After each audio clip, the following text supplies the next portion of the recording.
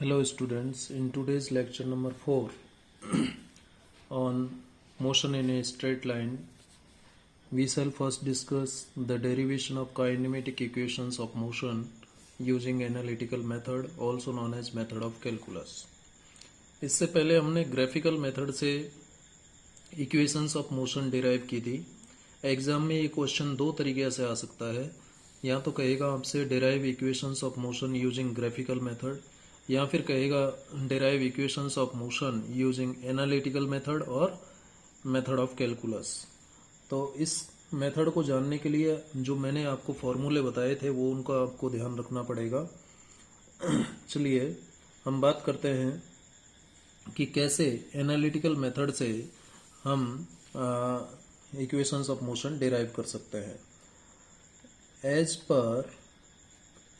पर हम यूज करेंगे डेफिनेशन का, किसकी डेफिनेशन का? As per definition of instantaneous acceleration. Instantaneous acceleration की डेफिनेशन क्या कहती है, इसके बारे में बात करें। इंस्टेंटेनियस एक्सिलरेशन होता है dv/dt, ये हम पढ़ चुके हैं ऑलरेडी। इसी इक्वेशन को मैं क्या लिख देता हूँ, dv = a × dt। ठीक है, अब दोनों साइड का मैं क्या कर देता हूँ, इंटीग्रेटिंग बोथ साइड्स। ठीक है, इंटीग्रेशन का सिंबल होता है बेटा ये, ठीक है, और dv का इंटीग्रेशन किया, इधर इंटीग्रेशन करना है a dt का। ठीक है, इसको थोड़ा सा इस तरीके से और लिखिए, इंटीग्रेशन dv = ये जो एक्सिलरेशन है ये कांस्टेंट रहेगा। यूनिफॉर्मली एक्सिलरेटेड मोशन के लिए हम बात कर रहे हैं, तो a इज कांस्टेंट, और जो कांस्टेंट होता है, जब कोई कांस्टेंट किसी और फिजिकल क्वांटिटी के मल्टीप्लिकेशन में होता है, चाहे वो डिफरेंशिएशन के केस में हो चाहे इंटीग्रेशन के केस में हो, उसको उस डिफरेंशिएशन और इंटीग्रेशन से बाहर ले लिया जाता है। तो इस इंटीग्रेशन से बाहर लिया जा सकता है किसको, a को, और इंटीग्रेशन किसका हो गया, dt का। dt किसको रिप्रेजेंट कर रहा है, टाइम को। टाइम का इंटीग्रेशन कहाँ से कहाँ, 0 से t। जब टाइम t = 0 है तो वेलोसिटी कितनी है, इनिशियल वेलोसिटी v0, और जब टाइम t है तो वेलोसिटी कितनी, फाइनल वेलोसिटी v। ठीक है, क्लियर। अब हम जानते हैं सिंस इंटीग्रेशन dx, इसका फॉर्मूला होता है x, dx का इंटीग्रेशन x होता है, तो dv का इंटीग्रेशन क्या हो जाएगा, b हो जाएगा। और लिमिट को हम ऐसे लिखते हैं बेटा, dv का इंटीग्रेशन हुआ b, ये सिंबल हट जाएगा, ब्रैकेट आ जाएगा, v0 लोअर लिमिट हो जाएगी और ये अपर लिमिट कहलाती है, तो v0 लोअर और b अपर लिमिट हो गई, = a। dt का इंटीग्रेशन t हो जाएगा और limit lower limit 0, upper limit t हो जाएगा। ठीक है, ये इंटीग्रेशन हो गया, और कांस्टेंट भी आता है साथ में, उसको हम नहीं लिख रहे हैं। अब देखिए लिमिट कैसे अप्लाई करते हैं, अपर लिमिट माइनस लोअर लिमिट, यानी इस v की जगह पहले अपर लिमिट को रखो, v रख दिया, माइनस लोअर लिमिट, इस v की जगह लोअर लिमिट यानी v0 आ जाएगा। तो अपर लिमिट माइनस लोअर लिमिट ऐसे लिख दिया, इसको अपर लिमिट यानी t माइनस लोअर लिमिट यानी 0।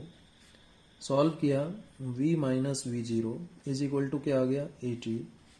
और क्या लिखा जा सकता है इसको, माइनस v0 को राइट साइड में ले जाएं तो v0 + 80, और यही आपका क्या है, first kinematic equation of motion है। तो इस तरीके से हमने एनालिटिकल मेथड से, मेथड ऑफ कैलकुलस से क्या डिराइव कर लिया, first equation of motion derive कर लिया।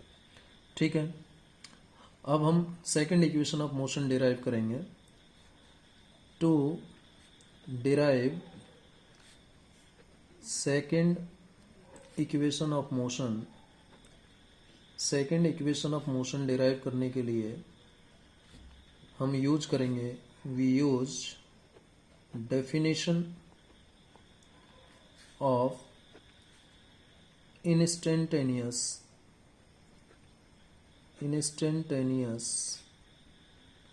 वेलोसिटी।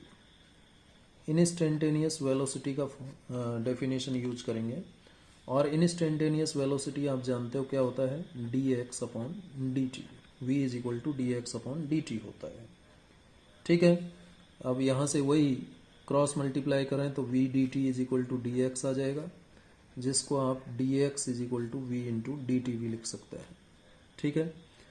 अब इसका इंटीग्रेशन करेंगे, इंटीग्रेटिंग बोथ साइड्स, दोनों साइड्स का लेफ्ट और राइट साइड का इंटीग्रेशन कीजिए। तो dx, ये इंटीग्रेशन का सिंबल लगा दिया dx is equal to integration का सिंबल लगाया v dt। अब देखिए यहाँ पर v जो है कांस्टेंट नहीं है, v जो है कांस्टेंट नहीं है। अब b का वैल्यू क्या है पहले तो वो देख लें, v का वैल्यू क्या है। v का वैल्यू क्या है यहाँ पर, जो v का वैल्यू है as per first equation of motion v0 plus at है। फर्स्ट इक्वेशन ऑफ मोशन के अकॉर्डिंग v का वैल्यू ये है। देयर फोर इंटीग्रेशन dx और v की जगह हम रख दें v0 प्लस at और इंटू dt, ये हो जाएगा। अब इसको थोड़ा सा और सॉल्व करें, integration dx v0 dt bracket open कर रहा हूँ मैं, प्लस इंटीग्रेशन at dt, ऐसे लिखा जा सकता है। और थोड़ा सिंप्लीफाई कीजिए इसको, dx is equal to v0 initial velocity है जो कि कांस्टेंट रहेगी, तो बाहर लिया जा सकता है इसको dt, प्लस यहाँ पर एक्सिलरेशन कांस्टेंट है तो बाहर ले लिया और अंदर बच गया t dt। ये इंटीग्रेशन टाइम के रेस्पेक्ट में है, टाइम का कहाँ से कहाँ हो रहा है इंटीग्रेशन, 0 से t। वैसे ही इस टाइम का क्या कहाँ से कहाँ होगा, ये भी टाइम के रेस्पेक्ट में है, 0 से t। लेकिन पोजीशन जब टाइम इज इक्वल टू 0 है तो पोजीशन क्या मानी थी हमने, x0, और जब टाइम t है तो पोजीशन क्या है, x। आप इस x0 की जगह 0 भी ले सकते हैं सिंपली, यदि आप 0 लेंगे तो x0 नहीं आएगा फिर इक्वेशन में। ठीक है, आगे बताऊंगा मैं ये केस। चलिए अब इसका इंटीग्रेशन कीजिए। इंटीग्रेशन dx का x होता है, यही फॉर्मूला यूज होगा। तो इसका इंटीग्रेशन का फॉर्मूला यूज करोगे तो इंटीग्रेशन dx क्या लिखा जाएगा, x, और लिमिट क्या हो जाएंगी x0 से x, ये तो लेफ्ट साइड में आ जाएगा। और राइट साइड में क्या है आपके पास, v0, v0 तो बाहर है और dt का t हो जाएगा इंटीग्रेशन, और लिमिट 0 से t हो जाएगी। ठीक है, प्लस a बाहर है। अब देखिए ये फॉर्मूला भी आपको ध्यान होगा, x की पावर n dx, इस फॉर्मूले का भी आप जानते होंगे क्या होता है इंटीग्रेशन, x की power n plus 1 divided by n plus 1 divided by n plus 1, ये इसका इंटीग्रेशन होता है। तो यहाँ पर t dt है, क्या है, t dt है, ये t dt इस तरीके से है। तो t की पावर में कितना है, 1 है, यानी n का वैल्यू 1 हो गया, और x की जगह कौन है, t है। तो इसका इंटीग्रेशन कर दो आप, x, ये 0 to x equal v0 t 0 से t प्लस a, और t dt का इंटीग्रेशन क्या होगा, t की पावर में 1 प्लस 1, क्योंकि n की जगह यहाँ 1 है, अपॉन 1 प्लस 1, और लिमिट कहाँ से कहाँ, 0 से t। और एक बार इसको ऐसे कि ऐसे लिख लो, 0 to x v0 0 to t, plus ये क्या लिखा जाएगा, t स्क्वायर अपॉन 2, और 2 को ले लिया बाहर, कांस्टेंट है, और लिमिट 0 से t, क्योंकि लिमिट कांस्टेंट पर अप्लाई नहीं होती इसलिए नीचे वाला 2 आप बाहर ले सकते हैं। अब लिमिट्स अप्लाई कीजिए, upper limit minus lower limit, x रखा minus 0 is equal to v0, upper limit minus lower limit, मतलब ये आ जाएगा, प्लस a/2 अपर लिमिट यानी t square minus lower limit यानी 0। तो ये क्या आ गया भाई सॉरी ये क्या था, x0 है बेटा, ये 0 नहीं लिया हमने, x0 लिया है, तो ये क्या हो जाएगा, x0 हो जाएगा। तो x minus x0 is equal to v0t plus half a t square, और यहाँ से x0 को मैं यदि राइट साइड में ले जाऊँ तो ये प्लस का हो जाएगा v0t plus half a t square. ये इक्वेशन आ गया जिसको हम सेकंड इक्वेशन ऑफ मोशन कहते हैं। अब यदि आप t इज इक्वल टू 0 पर पोजीशन को 0 मानते हो, x0 के बजाय क्या मानते हो, 0 मानते हो, ठीक है, इनिशियल पोजीशन x0 को क्या ले लेते हो, 0 ले लेते हो t इज इक्वल टू 0 पर, तो सेकंड इक्वेशन ऑफ मोशन क्या आ जाएगी, v0t plus half a t square. Simply ये इक्वेशन बन जाएगी उस केस में। ठीक है, ये सेकंड इक्वेशन, इसको बोल दो या इसको बोल दो। देखिए जब t इज इक्वल टू 0 पर x 0 को 0 लेओगे तो ये 0 से x हो जाएगा इंटीग्रेशन, ध्यान रखिए। ठीक है, चलिए तो इस तरीके से हम second equation of motion derive कर सकते हैं। ये सेकंड इक्वेशन ऑफ मोशन हमारी आ गई। अब इसके बाद में to derive third equation of motion, to derive third equation of motion, we again use definition of instantaneous acceleration। किसका डेफिनेशन यूज कर रहे हैं, इंस्टेंटेनियस एक्सिलरेशन, ये डेफिनेशन यूज कर रहे हैं। तो इंस्टेंटेनियस एक्सिलरेशन का डेफिनेशन क्या है, dv अपॉन dt। ठीक है, अब यहाँ पर थोड़ा सा आपको ध्यान रखना पड़ेगा, इसको मैं एडजस्ट कर रहा हूँ कैसे, dx से नीचे मल्टीप्लाई किया, dx से ऊपर किया, और ये dt, dv अपॉन dt था तो dx से ऊपर नीचे मल्टीप्लाई करके मैंने इसको ऐसे लिख लिया। ठीक है, और a is equal to dx upon dt को मैं पहले लिख लेता हूँ और dv अपॉन dx को बाद में लिख लेता हूँ। ठीक है, अब आप जानते होंगे सिंस dx अपॉन dt क्या होता है, इंस्टेंटेनियस वेलोसिटी होता है, therefore acceleration a would be equal to v dv upon dx, ये हो जाएगा। और जब क्रॉस मल्टीप्लाई करोगे तो a dx is equal to v dv आ जाएगा, या फिर इसको लिख सकते हो v dv is equal to a dx। अब इंटीग्रेट कर देते हैं, इंटीग्रेटिंग बोथ साइड्स।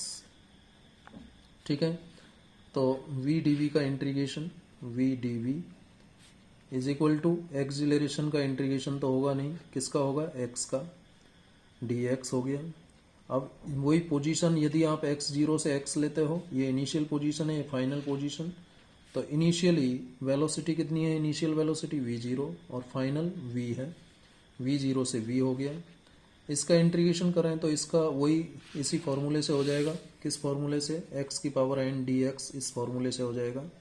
अब x की जगह v है, n की जगह 1 है, तो ये इसका क्या हो जाएगा, v dv का सिंपली v स्क्वायर अपॉन 2 हो जाएगा इंटीग्रेशन।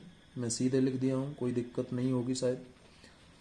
इसका इंटीग्रेशन v स्क्वायर अपॉन 2 और लिमिट v0 से v, और a का होगा नहीं, बाहर है। dx का क्या होता है, x, और लिमिट कहाँ से कहाँ, x0 से x।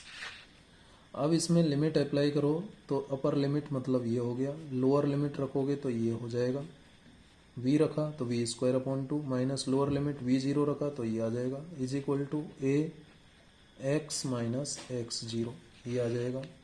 और यहाँ से इसको ऐसे भी तो लिख सकते हैं, v square minus v0 square is equal to 2a x minus x0 ऐसे लिखा जा सकता है, जिसको आप इस तरीके से भी लिख सकते हो, v0 स्क्वायर को राइट साइड में ले जाओ तो 2a x माइनस x0। ये जो इक्वेशन आई, ये थर्ड इक्वेशन ऑफ मोशन आ गई। और इस थर्ड इक्वेशन ऑफ मोशन को दूसरे तरीके से भी लिखा जा सकता है, if t is equal to 0 पर जो x0 है वो 0 है, तो उस केस में क्या हो जाएगा, v square is equal to v0 square plus 2a x हो जाएगा। ये थर्ड इक्वेशन बन जाएगा, x0 को 0 लेओगे तो ये आ जाएगा। ठीक है, तो इस तरीके से हम मेथड ऑफ कैलकुलस से, या एनालिटिकल मेथड भी इसे हम कहते हैं, क्या डिराइव कर सकते हैं, इक्वेशंस ऑफ मोशन डिराइव कर सकते हैं। ठीक है, तो ये तो बात हो गई equations of motion using the method of calculus और एनालिटिकल मेथड। अगला concept, distance covered by a body in nth second of its motion. कोई मान लीजिए बस है, ये बस है मान लीजिए, और ये मूव कर रही है। ठीक है, t is equal to 1 second पर इसकी वेलोसिटी मान लीजिए v1 है, t इज इक्वल टू 2 पर इसकी वेलोसिटी v2 है। तो nth सेकेंड में, यानी nth सेकेंड में 2 सेकेंड पर इतना है, nth सेकेंड में वेलोसिटी कितनी होगी ये मुझे पता करना है। nth सेकंड में इसकी वेलोसिटी क्या होगी ये मुझे पता करना है। सॉरी, डिस्टेंस, वेलोसिटी नहीं, डिस्टेंस क्या होगी। यदि t इज इक्वल टू 1 पर x1 है distance, t is equal to 2 पर x2 है पोजीशन जिसे आप कह सकते हो, और ये xn है, तो ये xn क्या होगा nवे सेकंड में। nवे सेकंड में, पहले सेकंड में इतनी डिस्टेंस या डिस्टेंस कवर की, या कह सकते हो कि ये पोजीशन है। दूसरे एक सेकंड में उसने x2 डिस्टेंस कवर कर ली, यानी उसकी पोजीशन x2 है। और nवे सेकंड में जो ये डिस्टेंस कवर्ड होगी xn, ये कितनी होगी ये हमें निकालना है। ठीक है, तो using second equation of motion, second equation of motion क्या लिखते हैं हम लिखते हैं x is equal to v0t plus half a t square, यही लिखते हैं ना, यही सेकेंड इक्वेशन ऑफ मोशन है। यदि मैं लिखता हूं nth सेकेंड के लिए, ठीक है, nth सेकेंड, nवे सेकेंड में जो डिस्टेंस xn होगा वो क्या होगा, t की जगह क्या आ जाएगा, ये v0, t की जगह क्या आ जाएगा n प्लस 1/2 a, t की जगह क्या आ गया n स्क्वायर, t की जगह n रख दिया हमने।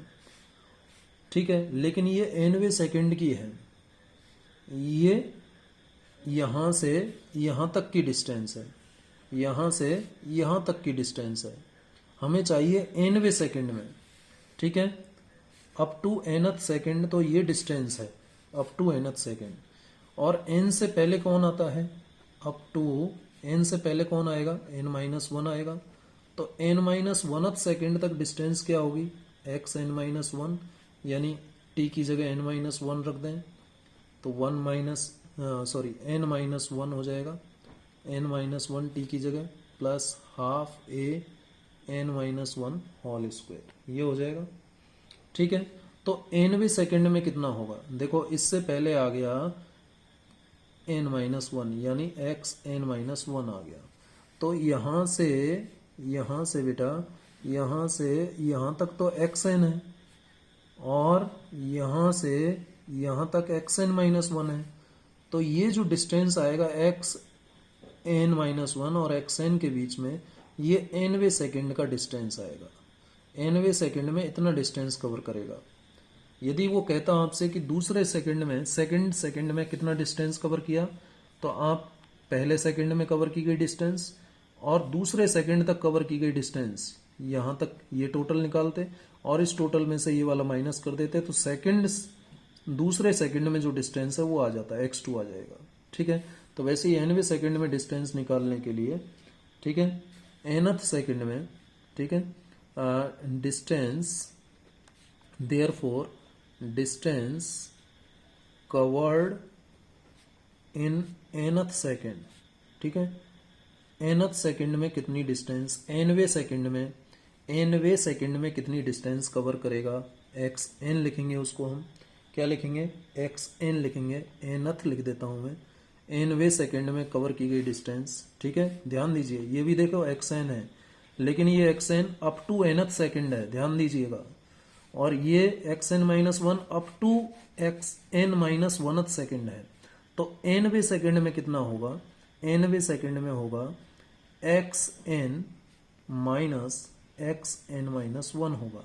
अब ये xn और ये nth अलग अलग है, ये nवे सेकेंड का डिस्टेंस है और ये up to nth second distance है, nवे सेकेंड तक का डिस्टेंस है ये, और ये n-1 तक का डिस्टेंस है, और ये nवे सेकेंड का डिस्टेंस है। तो xn कितना है, v0n, ऊपर से रख देते हैं n हाफ an स्क्वायर, और ये xn-1 कितना है, v0n-1 माइनस हो जाएगा 1/2 n-1 होल स्क्वायर, xn और xn- को 1 का वैल्यू रख दिया।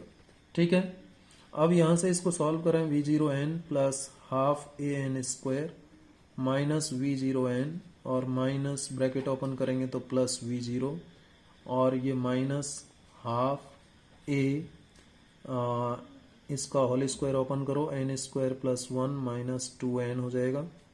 ठीक है, इसका होल स्क्वायर ओपन किया तो अब देखो जरा, इससे ये कैंसिल हो गया, ठीक है। तो ये हाफ ए एन स्क्वायर, तो ये बचा, प्लस वी जीरो बचा। अब इस ब्रैकेट को भी ओपन कीजिए, half A N square minus half ए और प्लस हाफ ए इंटू टू एन। अब देखिए क्या होगा, ये कैंसिल हो गया, ठीक है, कैंसिल हो गया। और क्या बच गया, v zero plus b zero, two से टू कैंसिल हुआ, देखिए ए एन तो यहाँ बचा और माइनस माइनस 1/2 ए ये बचा, ठीक है। तो इसको लिखा जा सकता है वी जीरो प्लस, इसमें से मैं a/2 ए कॉमन आ रहा है, 1/2 को भी कॉमन ले लेता हूँ, तो क्या हो जाएगा 2n माइनस 1। ये nवे सेकंड में, ठीक है, nवे सेकंड में जो डिस्टेंस कवर होगा उसका फॉर्मूला आ गया। nवे सेकंड में जो डिस्टेंस कवर होगा उसका फॉर्मूला आ गया। इस तरीके से निकालेंगे। तो यहाँ पर ध्यान देने की जरूरत यह है कि xn क्या है और nth सेकंड में डिस्टेंस क्या है, ये पता करना है। तो इन दोनों में कंफ्यूजन नहीं होना है। xn तो क्या है, यहाँ इनिशियल पोजीशन से यहाँ तक का डिस्टेंस है, और xn माइनस 1 क्या है, यहाँ से यहाँ तक का डिस्टेंस है। और nवे सेकंड में कितना डिस्टेंस होगा भाई, xn में से xn माइनस 1 घटा दें तो ये वाला जो डिस्टेंस आएगा यहाँ से यहाँ तक का, ये nth सेकंड का डिस्टेंस होगा। और वो कितना आ गया, इतना आ गया। चलिए ठीक है। अब देखिए motion of an object under free fall. जब कोई ऑब्जेक्ट फ्री फॉल में नीचे गिरता है, ठीक है, रेस्ट से, यदि मान लीजिए ये कोई बॉल है, बॉल को ऊंचाई से गिराया, ठीक है, ऑब्जेक्ट आपने बॉल ले ली, ये बॉल है, और इस बॉल को ऊंचाई से गिराया अर्थ पर, ठीक है, अर्थ की तरफ गिराया, ठीक है। तो उस केस में जो इसका एक्जिलरेशन होगा बेटा, एक्जिलरेशन इस केस में क्या होगा, एक्जिलरेशन का वैल्यू क्या होगा। देखिए जब भी कोई ऑब्जेक्ट को हम नेगेटिव डायरेक्शन में गिराते हैं, ठीक है, रेफरेंस से नीचे गिराते हैं, ठीक है, an object which is released near the surface of earth is accelerated downward, ठीक है। तो ये नीचे की तरफ एक्जिलरेट होगा। किस तरफ एक्जिलरेट होगा, नीचे की तरफ। किसकी वजह से, अर्थ जो इसके ऊपर फोर्स ऑफ ग्रेविटी लगाएगा उसकी वजह से। अब जो मैग्नीट्यूड होगा किसका, एक्जिलरेशन ड्यू टू ग्रेविटी का, वो स्मॉल जी होता है। और यदि एयर रेजिस्टेंस को हम नेग्लेक्ट कर दें तो इसे हम फ्री फॉल कहते हैं। फ्री फॉल में जी के बराबर हो जाता है इसका एक्जिलरेशन। किसका, फ्री फॉल में जो ऑब्जेक्ट गिरता है उसका एक्जिलरेशन क्या होता है बेटा, जी हो जाता है, ठीक है। यदि हम अपवर्ड डायरेक्शन को पॉजिटिव ले लें, ऊपर की तरफ यदि पॉजिटिव ले लें, तो डाउनवर्ड डायरेक्शन क्या आएगा, नेगेटिव आएगा। तो नेगेटिव आएगा तो एक ही जगह क्या आ जाएगा, माइनस जी आ जाएगा। एक ही जगह क्या आ जाएगा, माइनस जी। यदि आप अपवर्ड को पॉजिटिव लेते हैं तो डाउनवर्ड डायरेक्शन में क्या आ जाएगा, नेगेटिव आ जाएगा।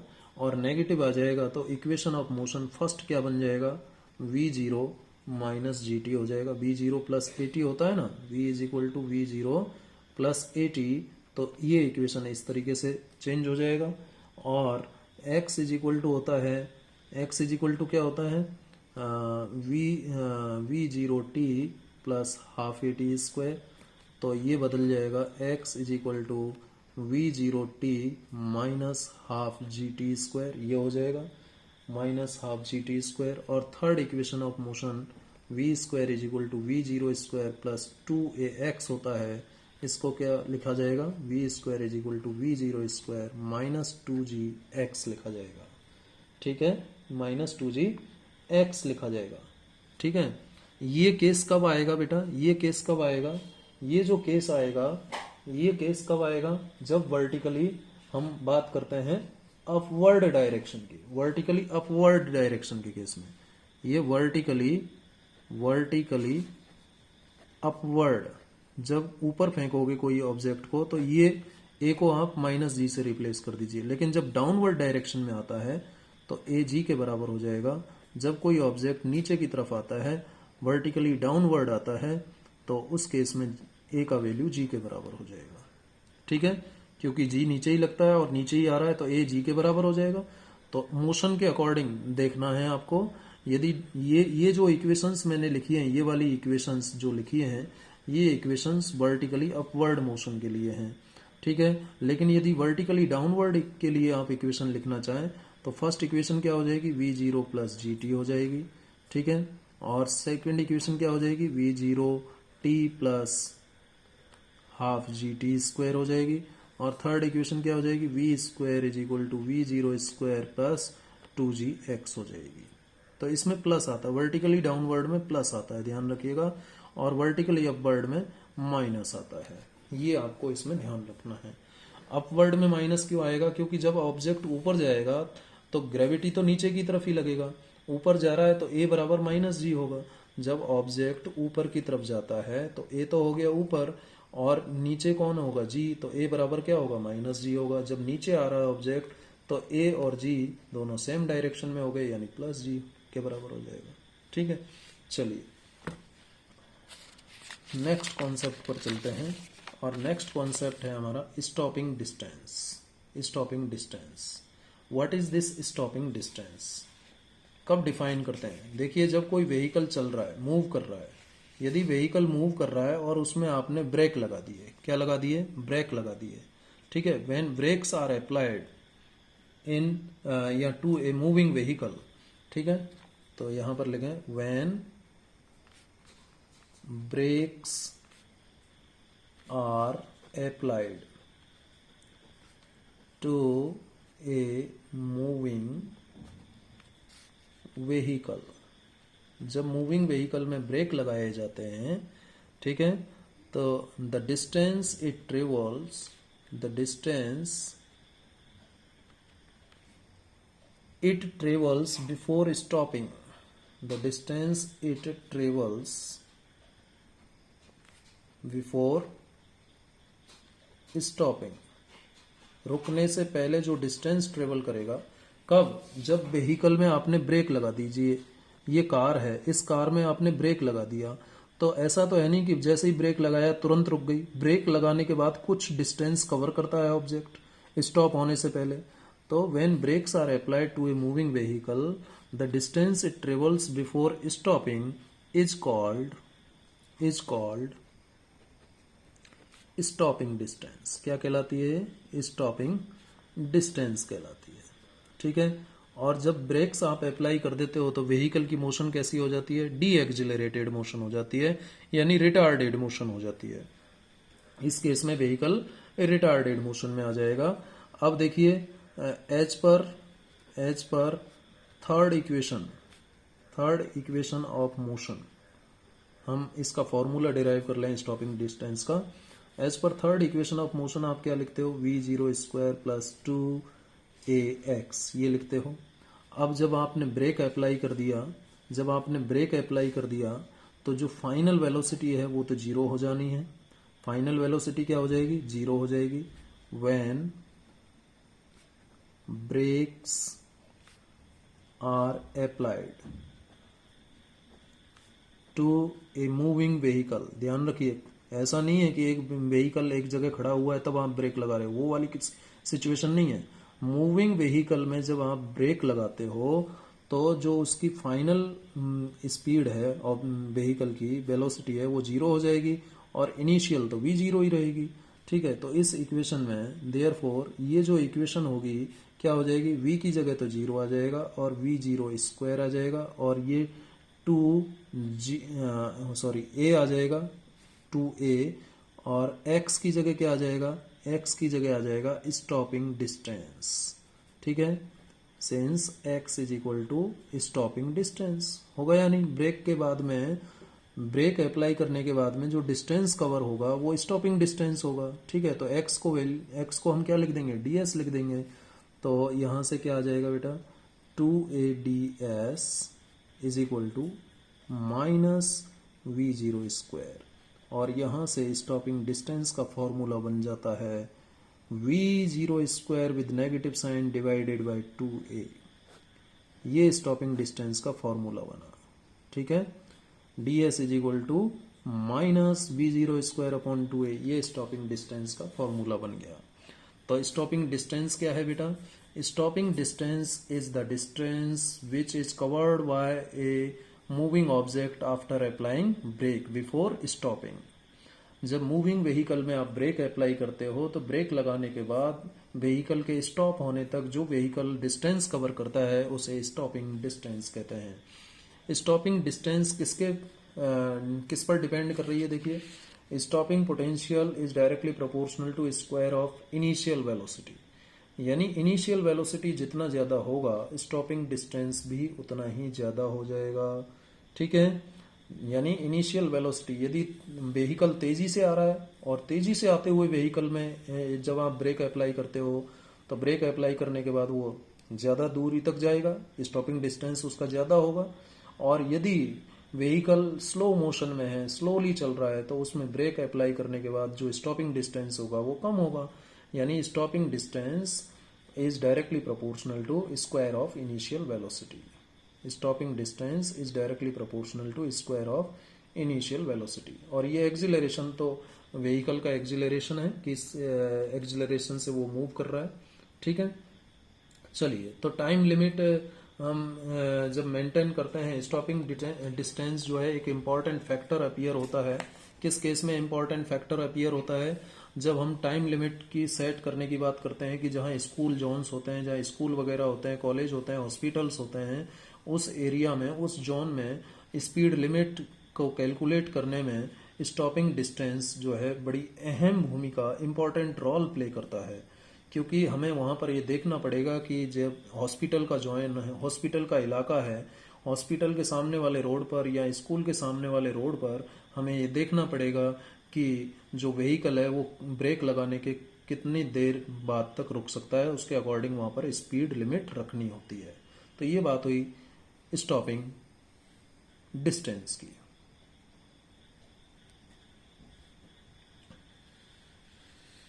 नेक्स्ट हम बात कर लेते हैं रिएक्शन टाइम। रिएक्शन टाइम क्या होता है?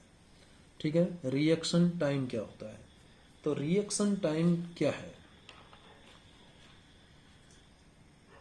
Time taken before we really respond. ठीक है, जब कोई ऐसी सिचुएशन आ जाती है, मान लीजिए अर्थक्वेक आ गया। क्या आ गया? अर्थक्वेक आ गया।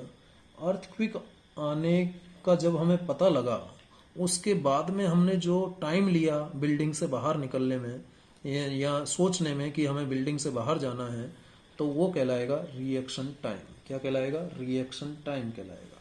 ठीक है, रिएक्शन टाइम कहलाएगा। तो देखिए, जैसे इसको समझ लेते हैं। Reaction time it is the time, लिख लीजिए पहले इसकी definition. It is the time taken before responding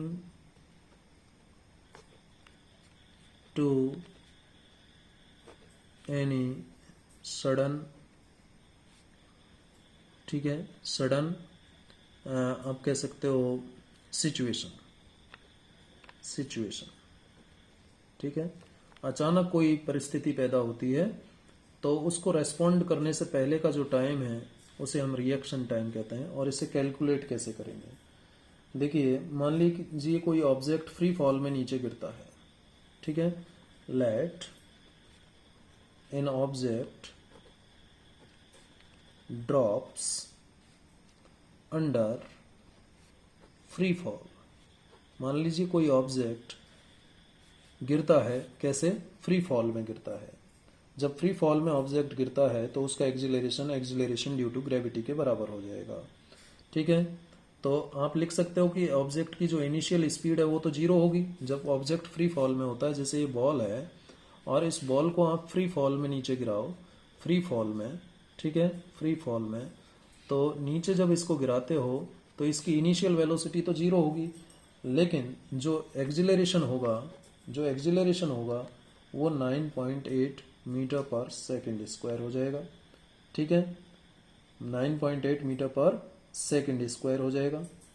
तो जो रिएक्शन टाइम होगा, यानी टकराने से पहले, अर्थ से टकराने से पहले जो टाइम लगेगा उसे हम निकाल सकते हैं using second equation of motion. Using second equation of motion, इससे हम निकाल सकते हैं जब कोई ऑब्जेक्ट फ्री फॉल में होता है तो डिस्टेंस ट्रेवल्ड जो आएगा, आप जानते हो x इज इक्वल टू हम क्या लिखते हैं, v0t plus half a t square. ठीक है, हाफ ए टी स्क्वायर। तो x क्या है यहाँ पर, x क्या है, x हो गया डिस्टेंस। ठीक है, d लिख दीजिए डिस्टेंस को, यहाँ लिख दीजिए if x is equal to d and v0 is 0 and t is the reaction time, t is the reaction time and a is equal to minus g. ठीक है, तो ये क्या आ जाएगा, x की जगह लिखा d is equal to v0 की जगह 0 और t, और ये हो जाएगा minus half g T square. तो और t की जगह टी आर आ जाएगा। तो d इज इक्वल टू क्या आ गया यहाँ से, ये तो 0 हो ही गया, minus half g t r square आ गया।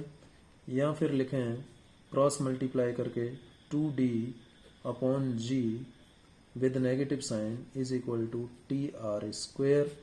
या फिर लिखें t r square is equal to minus 2d upon g, ऐसे लिख दिया।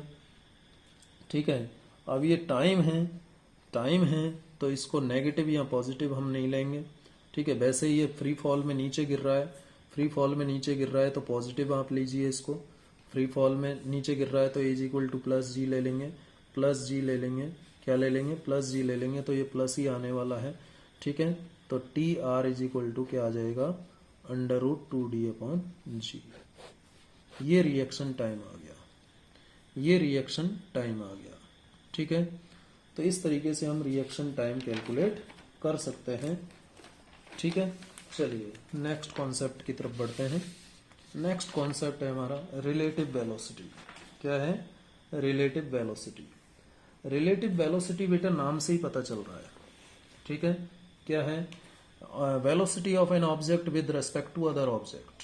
ठीक है, इसको पहले डेफिनेशन लिख लो, velocity of an object with respect to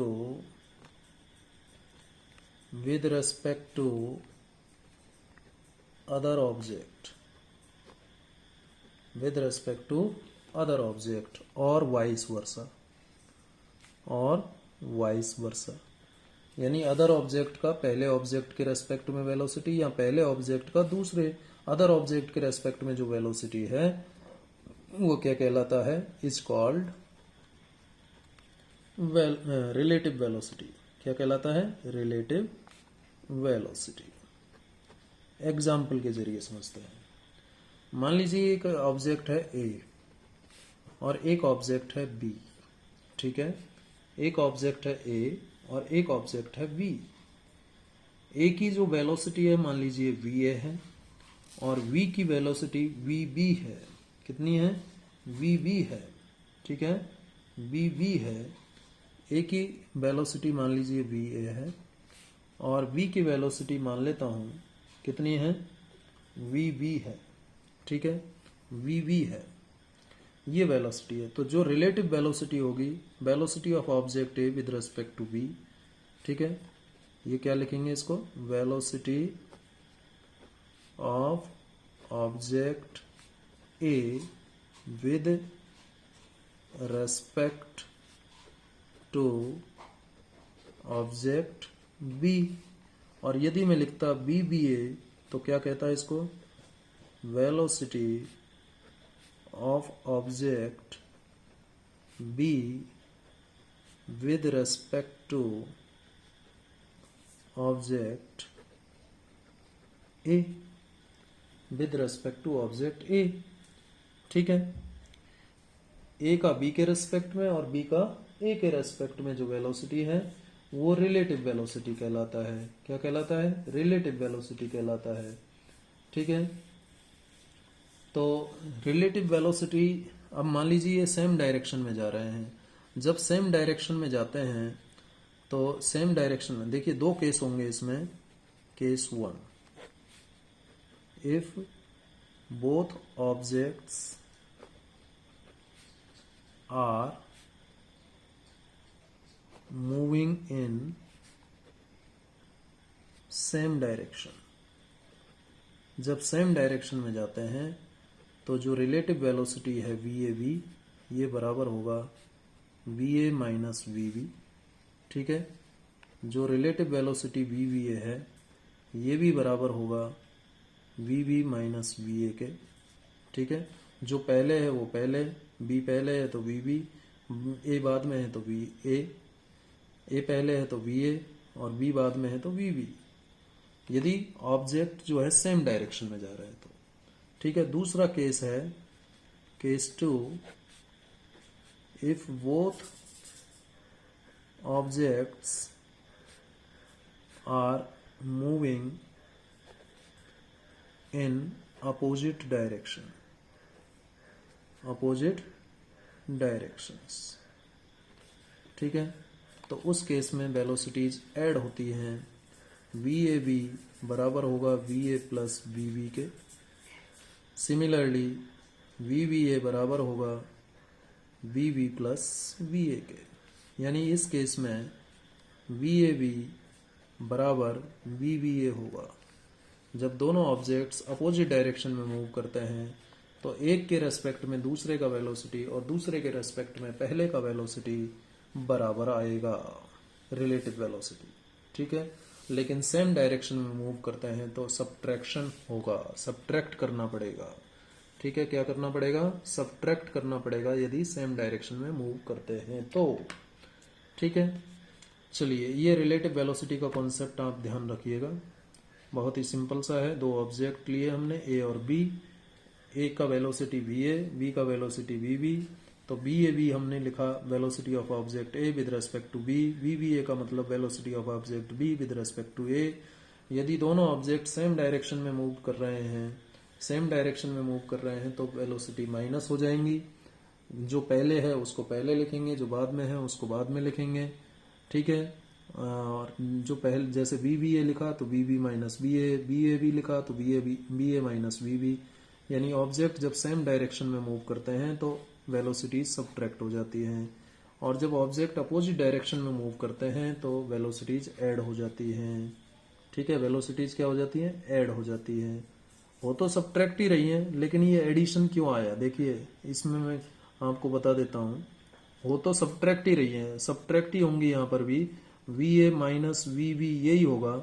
लेकिन जब अपोजिट डायरेक्शन में मूव करते हैं, मान लीजिए A ऑब्जेक्ट है बेटा, ये इस तरफ जा रहा है VA से, और B ऑब्जेक्ट ये B है, ये इस तरफ जा रहा है VB वेलोसिटी से। ठीक है, तो VB तो नेगेटिव लेंगे क्योंकि इस तरफ जा रहा है, और VA को पॉजिटिव लेंगे। तो VB को जब नेगेटिव लेोगे तो यहाँ नेगेटिव आ जाएगा, तो ये क्या हो जाएगा? VA प्लस VB आ गया, इसलिए ऐसा लिखा। लेकिन इन रियलिटी तो हम सब्ट्रैक्ट ही कर रहे हैं ना। सिमिलरली यदि VBA लिखते हो तो इसको हम क्या लिखेंगे? VB माइनस VA लिखेंगे। ठीक है, VB माइनस VA लिखेंगे। लेकिन ये प्लस क्यों आ गया? ये प्लस क्यों आ गया? अगेन वही देखिए, प्लस क्यों आ जाएगा? क्योंकि दोनों एक दूसरे के अपोजिट हैं, तो ये वाला जो साइन है वो नेगेटिव लिया जाएगा।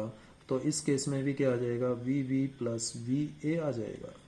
ठीक है, तो इस तरीके से ये ऐड हो जाती हैं फाइनली, लेकिन वास्तव में तो सब्ट्रैक्ट ही हो रही है रिलेटिव वेलोसिटी। ठीक है, तो ये रिलेटिव वेलोसिटी का कॉन्सेप्ट हो गया। चलिए अब कुछ हम न्यूमेरिकल प्रॉब्लम सॉल्व कर लेते हैं। पहला जो न्यूमेरिकल है वो एग्जाम्पल है NCERT का 3.4, a ball is thrown vertically upward. बहुत अच्छा एग्जाम्पल है, कई बार एग्जाम में आ चुका है, ध्यान दीजिएगा, और बड़ा सिंपल भी है।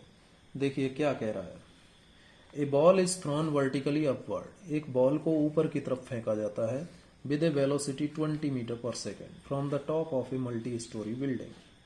तो ये हम मान लेते हैं मल्टी स्टोरी बिल्डिंग है, ये एक मल्टी स्टोरी बिल्डिंग है। ठीक है, ये मल्टी स्टोरी बिल्डिंग है, इसमें कई मंजिलें हैं। ठीक है, ये मल्टी स्टोरी बिल्डिंग है, और इस मल्टी स्टोरी बिल्डिंग का आपको हाइट दे रखा है बेटा। From the top of a multi storey building the height of point where the ball is thrown is 25 metre from the ground. यानी इस बिल्डिंग का हाइट आपको दे रखा है 25 मीटर।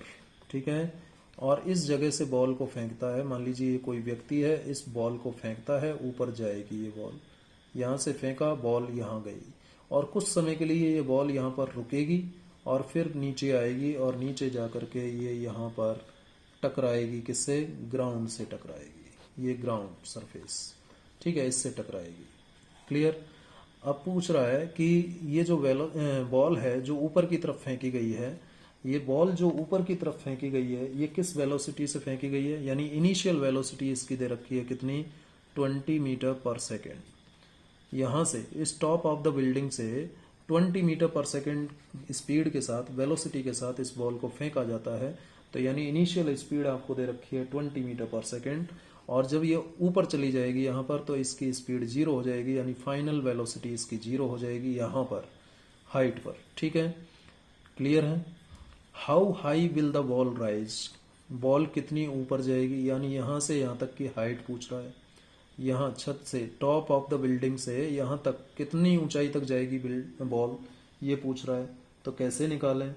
देखिए, पहले तो हाइट निकालना है, और दूसरा क्या कह रहा है क्वेश्चन में? How long will it be before the ball hits the ground, यानी बॉल ग्राउंड को हिट करने में कितना समय लेगी। यहाँ से फेंका तो यहाँ से यहाँ तक का जाने का समय निकालना पड़ेगा, फिर यहाँ से यहाँ तक का जाने का समय निकाल लिया, फिर यहाँ से यहाँ तक का आने का समय निकालना पड़ेगा। मान लीजिए यहाँ से यहाँ तक जो समय लग रहा है बॉल को वो t2 लग रहा है, ठीक है, और यहाँ से यहाँ तक इस हाइट तक जाने में जो समय लग रहा है वो t1 है। तो टोटल टाइम क्या हो जाएगा बॉल के द्वारा यहाँ से फेंकने से और ग्राउंड तक आने में जो टोटल समय लगेगा बॉल के द्वारा वो t1 प्लस t2 होगा। उसकी वैल्यू हमें पता करनी है। लेकिन बॉल कितनी ऊंची चली गई ये भी तो हमें पता करना है। अब मान लेता हूँ ये 25 मीटर है और ये टोटल हाइट है, हाइट भी मैं मान लेता हूँ, ये टोटल हाइट स्मॉल h है, ठीक है, और ये वाली जो हाइट है ये आपको दे रखा है, कितना दे रखा है? ये 25 दे रखा है, ये 25 दे रखा है, और ये h है, ठीक है या नहीं? क्लियर है?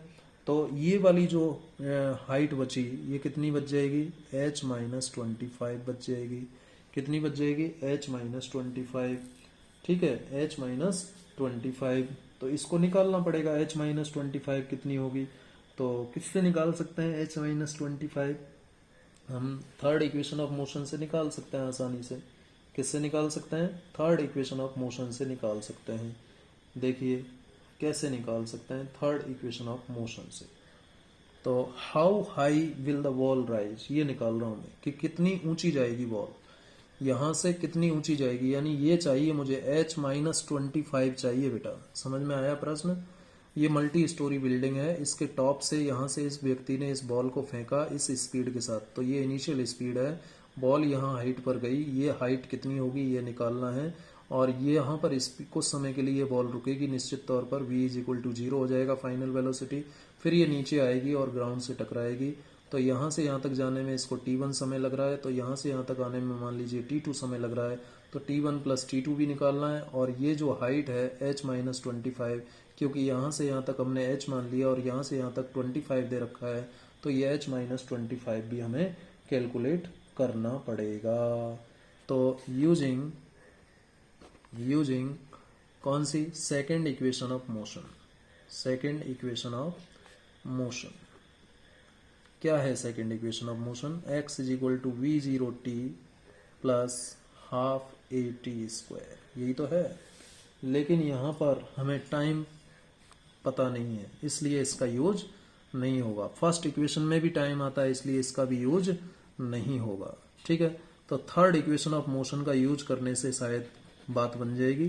थर्ड इक्वेशन ऑफ मोशन क्या है? V square is equal to v0 square plus 2ax, यही तो है थर्ड इक्वेशन ऑफ मोशन, ठीक है। और x इज इक्वल टू क्या है? x इज इक्वल टू है h माइनस 25, इसी हाइट को तो हमें निकालना है, और v0 है आपका 20 मीटर पर सेकेंड, कितना है? 20 मीटर पर सेकेंड। और a बॉल ऊपर फेंकी जा रही है, ऊपर फेंकी जा रही है तो माइनस g के बराबर होगा, और माइनस g होता है 9.8 मीटर पर सेकेंड स्क्वायर, जिसको इजी करने के लिए हम 10 भी ले लेते हैं, 10 मीटर पर सेकेंड स्क्वायर। तो देखिए x का वैल्यू हमारे पास ये रहा, निकालना है हमें, ठीक है, h माइनस 25 निकालना है। ये h माइनस 25 हमें निकालना है, ठीक है। और a का वैल्यू हमारे पास -10 है, v0 का वैल्यू है, और फाइनल वेलोसिटी हमारे पास 0 है, ये भी हमें पता है। तो इक्वेशन क्या बन जाएगा ये, therefore using v square is equal to v0 square plus 2ax। तो v की जगह 0 आ गया, v0 की जगह आ गया 20 होल स्क्वायर प्लस 2a की जगह आ गया -10 और x की जगह आ गया h माइनस 25। ठीक है, तो यहाँ से आप निकाल लीजिए -20 h माइनस 25, यही तो आएगा ये, इज इक्वल टू हो जाएगा -20 होल स्क्वायर। सॉरी, दोबारा लिख देता हूँ इसको मैं, 20 with negative sign h minus 25 is equal to -20 whole square, ये आ जाएगा। अब h माइनस 25 हमें पता करना है, माइनस से माइनस कैंसिल हो गया, और ये 20 इंटू 20 होल स्क्वायर का मतलब नीचे 20 से 20 कैंसिल हुआ, यानी कितना आ गया 20 मीटर। यानी कितनी ऊंची जाएगी बॉल, 20 मीटर ऊंची जाएगी। ये एक पहला आंसर आ गया, ये आंसर आ गया। How high the ball will rise, कितनी ऊंची जाएगी बॉल, 20 मीटर ऊंची जाएगी। तो जब ये 20 आ गया, h माइनस 25 20 आ गया, और ये 25 है, तो ये टोटल h कितना हो गया फिर, h का वैल्यू, यानी यहाँ से यहाँ तक का हाइट h कितना हो गया, 45 हो गया, 20 प्लस 25, ठीक है, 45 हो गया। अब ये टाइम निकालना है कि बॉल यहाँ से जब आपने फेंकी और ग्राउंड तक आने में कितना समय लेगी, यानी t1 प्लस t2 कितना होगा। तो निकालने के लिए अब हम बात करते हैं अगेन, देखिए अगेन किससे आ जाएगा, पार्ट बी की बात कर रहा हूँ बेटा इसके में, पार्ट बी की। तो पार्ट बी में क्या कह रहा है, ये पार्ट था ए, ये पार्ट बी, ये पार्ट ए था। पार्ट बी में t1 निकालना है। तो यहाँ से आपने बॉल को थ्रो किया, तो फर्स्ट इक्वेशन ऑफ मोशन लगा करके t1 आ जाएगा। तो फर्स्ट इक्वेशन ऑफ मोशन लगाओगे तो v is equal to v0 plus 80, v तो 0 है और v0 20 है, और a माइनस 10 है, और t की जगह t1 है। तो यहाँ से 10 t1 इज इक्वल टू -20 आ गया, ठीक है, यानी t1 इज इक्वल टू आ गया 2 सेकेंड। t1 कितना आ गया, 2 सेकेंड आ गया, t1 का वैल्यू आ गया 2 सेकेंड, ठीक है, 2 सेकेंड आ गया। यानी हमने ये वाला टाइम निकाल लिया, यहाँ से यहाँ तक बॉल कितने समय में जा रही है, 2 सेकेंड में। अब यहाँ से यहाँ बॉल कितने समय में आएगी ये भी निकालना है, और ये निकालने के लिए अब हमें यूज करना पड़ेगा, now using second equation of motion. क्या है, x is equal to v0t plus half at square, यही तो है। तो x क्या है, x का मतलब 45, x का मतलब क्या हुआ 45, हुआ कि नहीं हुआ भाई, यहाँ से यहाँ तक की डिस्टेंस 45 है, h निकाल लिया ना हमने 45, और v0 कितना है, v0 अब तो 0 हो जाएगा। अब v0 0 होगा, क्यों 0 होगा, क्योंकि जब बॉल यहाँ से यहाँ जाएगी तो यहाँ तो 0 है, ये इनिशियल वेलोसिटी हो जाएगी या नहीं, ध्यान दीजिए। पहले इनिशियल वेलोसिटी इतनी थी और यहाँ जाके 0 हो गई, ये फाइनल रही जब बॉल यहाँ पहुंची। फिर बॉल यहाँ से जब अपनी जर्नी स्टार्ट करेगी तो ये इनिशियल वेलोसिटी बन जाएगी, यानी v0 को मैं 0 रखूंगा, ठीक है, v0 को क्या रखूंगा, 0 रखूंगा, और t हो गया आपका t2, ठीक है, और हाफ a नीचे आ रही है बॉल इसलिए +10 और t2 स्क्वायर।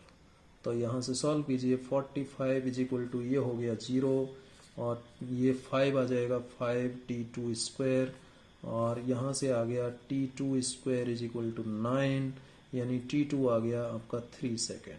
कितना आ गया, 3 सेकेंड। तो टोटल टाइम जो बॉल के द्वारा लगेगा ग्राउंड तक पहुंचने में t1 प्लस t2 होगा। t1 कितना है 2, t2 कितना है 3, यानी टोटल टाइम कितना लगा बॉल को पहुंचने में 5 सेकेंड। इस तरीके से इसको निकाला जा सकता है। आई होप आपको समझ में आया होगा। चलिए, ये न्यूमेरिकल हो गया। अब एक ये लास्ट क्वेश्चन हम सॉल्व कर लेते हैं। ये भी मैंने एनसीईआरटी से ही लिया है। देखिए क्या कह रहा है question 3.9। Two parallel rail tracks, दो पैरेलल रेल ट्रैक्स हैं, ठीक है। Two parallel rail tracks run north south, north से साउथ की तरफ जाते हैं। दो पैरेलल रेल ट्रैक नॉर्थ से साउथ की तरफ जाते हैं। एक रेलवे ट्रैक ये है और दूसरा रेलवे ट्रैक ये है, और ये नॉर्थ से साउथ जाते हैं। ये नॉर्थ है आपका, ठीक है, ये नॉर्थ हो गया और ये हो गया साउथ। ये दो ट्रैक हो गए, ये ट्रैक नंबर 1, ये ट्रैक नंबर 2, ठीक है। Train A moves north with A speed 54 kilometre per our. Train A north में जाती है, इस तरफ जाती है, कितनी वेलोसिटी से, v is equal to 54 kilometre per hour से, ठीक है। And train B move south, और ट्रेन बी साउथ की तरफ मूव करती है। ये ट्रेन बी है मान लीजिए, ये ट्रेन ए थी, ये ट्रेन बी है, साउथ की तरफ जाती है किस स्पीड से, 90 किलोमीटर पर आवर, ठीक है। What is velocity of train B with respect to train A. तो बी के रेस्पेक्ट में बी की वेलोसिटी क्या होगी ए के रेस्पेक्ट में, बी की वेलोसिटी क्या होगी ए के रेस्पेक्ट में। पहली बात ये पूछ रहा है वो, ठीक है, पहली बात ये पूछ रहा है। तो relative velocity of B with respect to A, है ना, velocity of B with respect to A क्या लिखा जाएगा, वी वी ए, और ये किसके बराबर हो जाएगा, v v minus v A, v v minus v ए।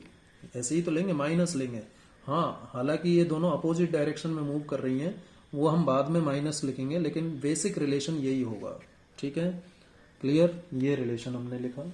अब बी ए का वैल्यू क्या है, V A 54 kilometre per our.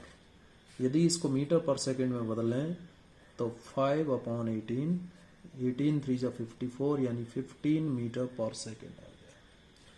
और वी वी क्या है, 90 किलोमीटर पर आवर, जो कि नेगेटिव होगा क्योंकि ए के अपोजिट जा रहा है, ए के अपोजिट जा रहा है, तो नेगेटिव माइनस 90, इसको भी हम यदि मीटर पर सेकेंड में बदलें 18 5 जा 90, यानी माइनस 25 मीटर पर सेकेंड, ये आ गया। अब जब यहाँ पर रखेंगे वी वी का वैल्यू रखिए, वी वी का वैल्यू क्या है, -25, और माइनस बी ए का वैल्यू क्या है 15, यानी -40 मीटर पर सेकेंड, ठीक है। तो train B appears to move, train B किस स्पीड से जा रही होगी, ए के रेस्पेक्ट में 40 मीटर पर सेकेंड से, ठीक है। That is train B appears to move, ठीक है, appears to move with a speed